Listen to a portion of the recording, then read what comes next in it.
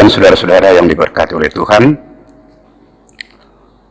renungan kita pada malam hari ini terambil dari Kidung Agung 2, ayat yang ke-16 sampai yang ke-17. Namun sebelum kita membaca, mendengar, dan merenungkan firman Tuhan, mari kita satu di dalam doa. Kita berdoa. Bapa Surgawi, Bapa yang kami sapa di dalam Kristus Yesus, kami mengucap syukur atas kasih dan penyertaan Tuhan dalam kehidupan kami, kehidupan keluarga kami semua dalam seminggu yang sudah berlalu. Tuhan telah memberkati kami, Tuhan telah mengelurahkan kasih setia-Mu kepada kami semua, secara khusus Jemaat GPIB Ebenezer Samarinda, dan kami telah menikmati akan kasih dan penyertaan Tuhan. Kini dengan izin-Mu, kami ya Bapa akan membaca, mendengar, dan merenungkan firman kebenaran Tuhan, secara khusus melalui kitab Kidung Agung pasal 2 ayat 16 sampai yang ke-17. Karena itu ya Bapa, berkatilah kami semua, berkati semua kaum keluarga, agar melalui firman yang akan kami baca dan dengarkan, boleh menambah kedalaman kematangan iman kami untuk tetap bersyukur kepada Tuhan. Berfirmanlah ya Tuhan, karena kami anak-anak tebusan-Mu sudah siap untuk mendengar. Dalam nama Yesus kami mengucap syukur dan berdoa. Amin. Bapak, Ibu, dan saudara-saudara yang diberkati oleh Tuhan, pembacaan kita pada malam hari ini terambil dari kitab Kidung Agung pasal 2 ayat 16 sampai yang ke-17. Firman Tuhan berkata sebagai berikut. Lembaga Alkitab Indonesia memberikan perikop kepada kita di pintu mempelai perempuan. Kekasihku kepunyaanku, dan aku kepunyaan Dia, yang menggembalakan domba di tengah-tengah bunga bakung. Sebelum angin senja berembus dan bayang-bayang menghilang, kembalilah kekasihku, berlakulah seperti kijang atau seperti anak rusa di atas gunung-gunung tanaman rempah-rempah. Demikian pembacaan Alkitab. Yang berbahagia adalah mereka yang melakukan firman Tuhan. Terpujilah Kristus. Haleluya. Bapak, Ibu, dan saudara-saudara yang diberkati oleh Tuhan, para sejarawan gereja menyatakan bahwa penemuan kumpulan puisi cinta di dunia timur kuno seperti Mesir, Sumeria, dan Akkadia memperlihatkan kepada kita, memperlihatkan kepada sejarawan-sejarawan gerejawi Kristen zaman dahulu akan kedekatan, akan keparalelan puisi cinta itu dengan kitab Kidung Agung. Sebagaimana kita tahu, saudara-saudara yang diberkati oleh Tuhan, kitab Kidung Agung adalah puisi yang syarat dengan metafora-metafora yang sangat indah. Kitab Kidung Agung sangat syarat dengan fitur-fitur yang sangat artistik. Syarat dengan literatur, dan syarat juga dengan makna daripada puisi-puisi yang ada di dalam Kidung Agung tersebut. Nah, Bapak, Ibu, dan saudara-saudara yang diberkati oleh Tuhan, kini Bapak, Ibu, dan saudara-saudara, saya ajak untuk mengenang, saya ajak untuk mundur ke belakang, ke teologi penciptaan manusia itu. Mari Bapak, Ibu, dan saudara-saudara, kita mengintip suasana Taman Eden. Kita mengintip suasana Taman Eden sekarang ini. Pra kejatuhan dosa pada umat Tuhan itu. kita lihat bahwa kedua insan itu hidup dalam kerinduan yang sangat-sangat menggebu-gebu. Kerinduan yang berbunga-bunga. Mereka mengungkapkan perasaan-perasaan mereka dengan terbuka mengenai kerinduan, mengenai keinginan, mengenai kekaguman pada pasangan tanpa rasa malu, tanpa eksploitasi, tanpa juga dominasi, dan tanpa pengkhianatan. Nah, Bapak, Ibu, dan saudara-saudara, sebuah kalimat yang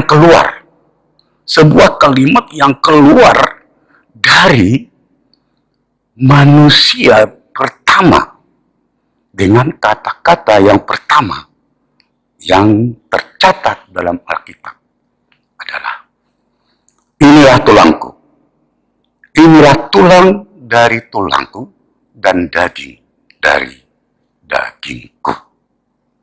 Dan ditambahkan oleh narator kepada kita bahwa mereka pada saat itu telanjang, tapi tidak merasa malu.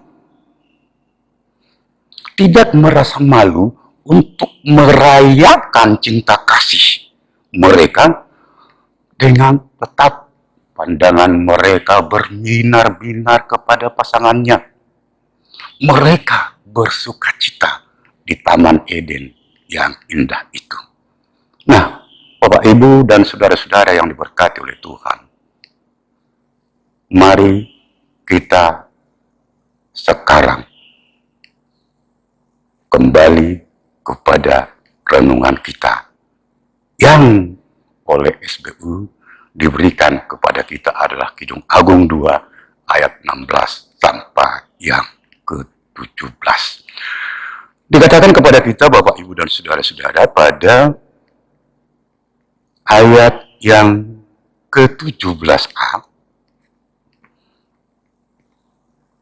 sebelum angin senja berhembus dan bayang-bayang menghilang, kembalilah kekasihku.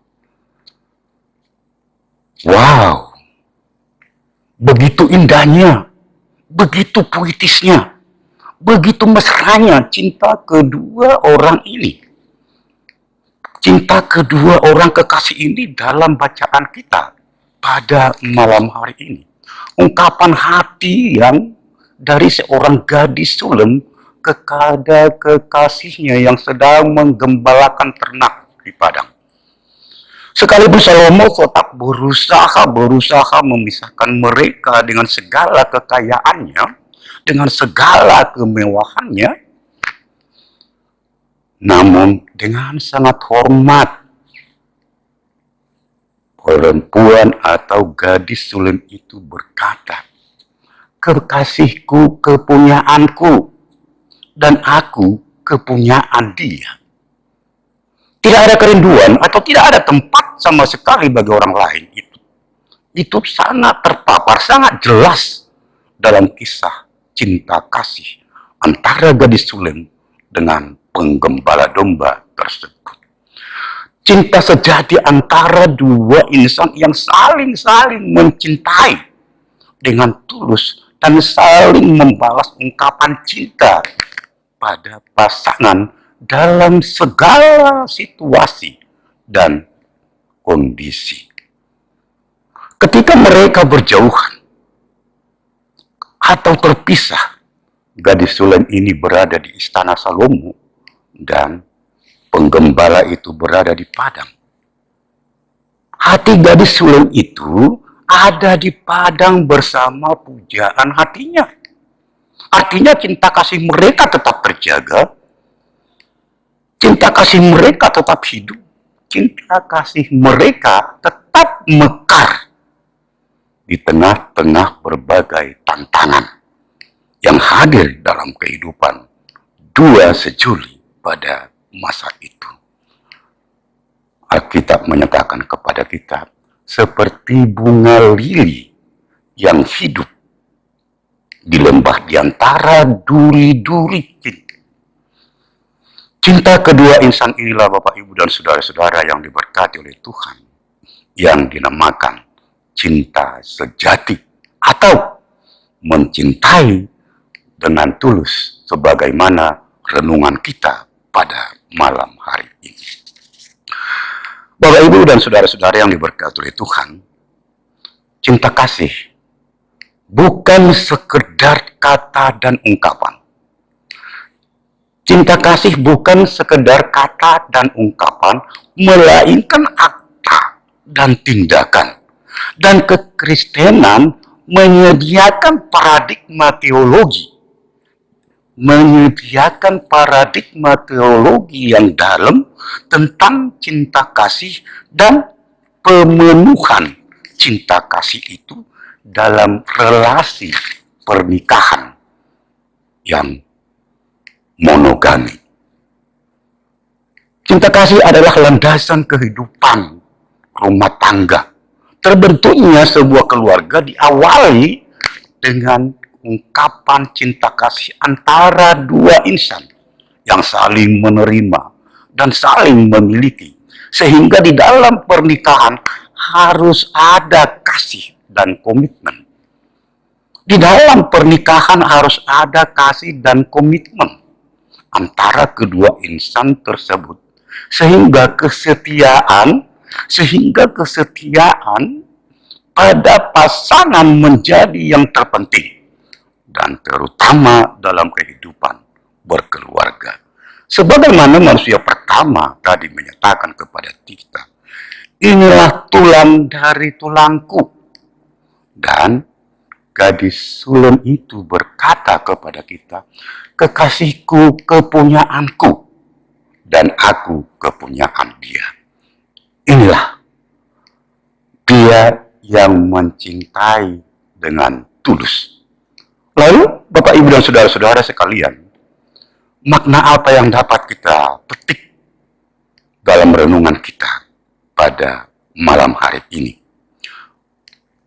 Yang pertama, Bapak, Ibu, dan saudara-saudara, mari kita melihat dari Yohanes 3 ayat 16. Mari kita lihat dari Yohanes 3 ayat 16. Karena begitu besar kasih Allah akan dunia ini, sehingga ia telah mengaruniakan anaknya yang tunggal, supaya setiap orang yang percaya kepadanya tidak binasa, melainkan beroleh hidup yang kekal.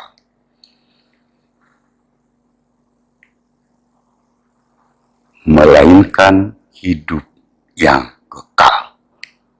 Yang menjadi acuan kepada kita, Bapak, Ibu, dan saudara-saudara, adalah keteladanan daripada Yesus Kristus yang diutus oleh Sang Bapa untuk hadir di dunia ini. Sebagaimana kita tahu, melalui cintanya yang sangat tulus itu, melalui cintanya yang sangat murni itu, melalui cintanya yang agape itu, yang tertulis dalam Yohanes tadi, meskipun ia dihina, meskipun ia ditolak, meskipun ia dicaci, namun yang terjadi, Bapak, Ibu, dan saudara-saudara, adalah bahwa kematiannya menyelamatkan umat manusia itu. Termasuk orang-orang yang menolak dia. Termasuk orang-orang yang menghina dia. Dia menyelamatkan umat manusia itu. Dia menyelamatkan umat manusia itu secara keseluruhan. Inilah teladan cinta. Inilah teladan cinta yang sejati, yang tulus, yang penuh dengan kerendahan hati. Selanjutnya, Bapak, Ibu, dan saudara-saudara, yang bisa kita petik dari bahan renungan kita pada malam hari ini adalah, jadikanlah landasan kehidupan keluarga dengan cinta kasih. Ini tercatat di dalam 1 Korintus pasal 13 ayat 4 sampai yang ke-8. Ada sebuah lagu dalam 1 Korintus ayat 13 ayat 4 itu menyatakan kepada kita, Kasih itu sabar, kasih itu murah hati, ia tak cemburu, tidak memegahkan diri dan sombong. Kasih itu sabar, kasih itu bersahaja, kasih tak serakah, tidak mementingkan diri sendiri. Selanjutnya, lagu itu bisa dinyanyikan Bapak, Ibu, dan saudara-saudara di rumah masing-masing. Yang ingin kita nyatakan pada saat ini adalah bahwa kasih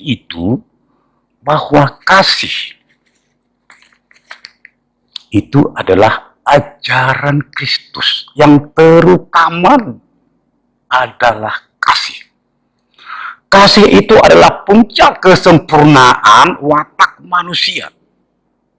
Kasih itu bersifat kekal, tidak bisa dihalang-halangi, dan tidak bisa dimusnahkan.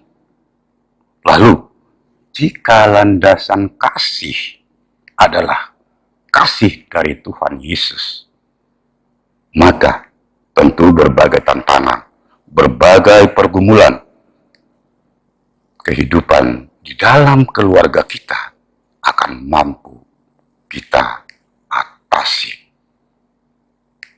Nah, Bapak, Ibu, dan saudara-saudara yang diberkati oleh Tuhan,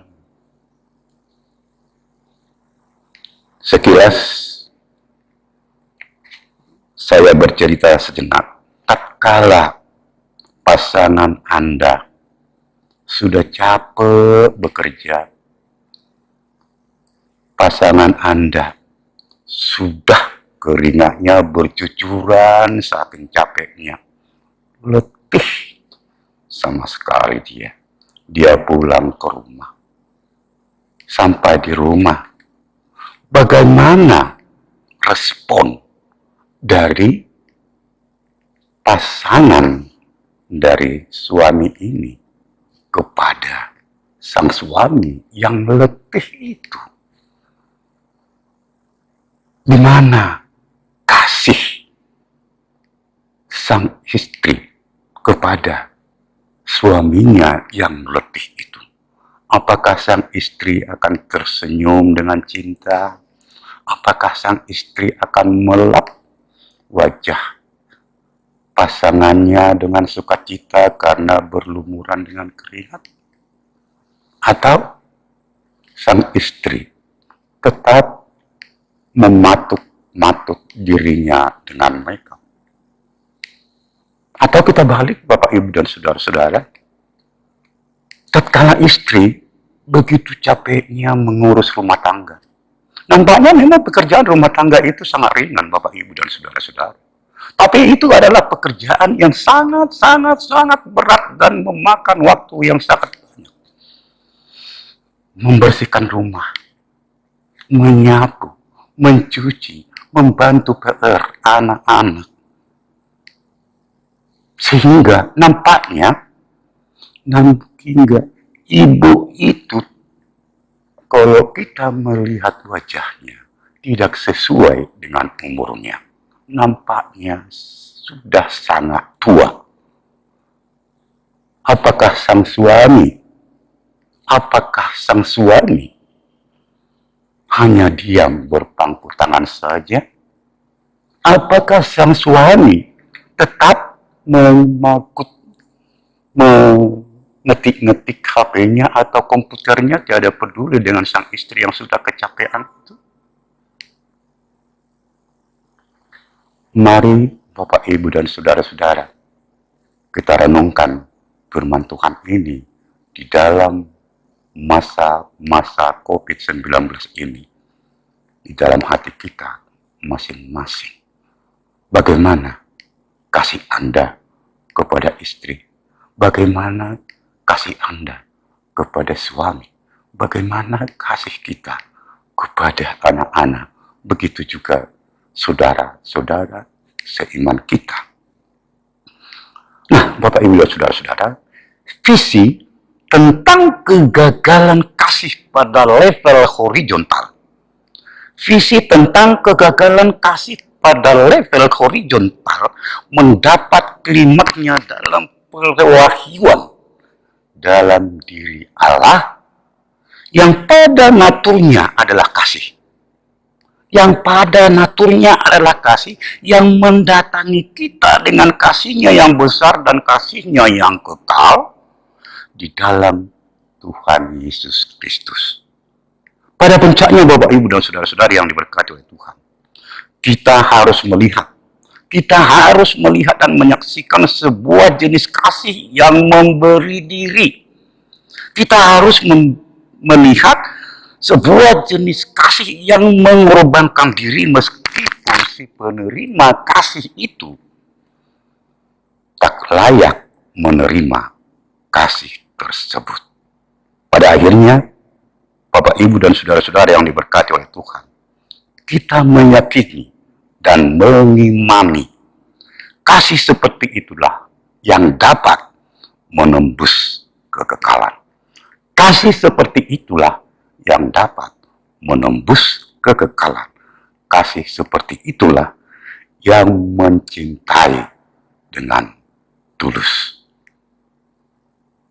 Demikian Bapak, Ibu, dan saudara-saudara, firman Tuhan pada malam hari ini. Mari kita merenungkannya. Mari kita merenungkan akan firman Tuhan yang hadir di tengah-tengah kita. Amin.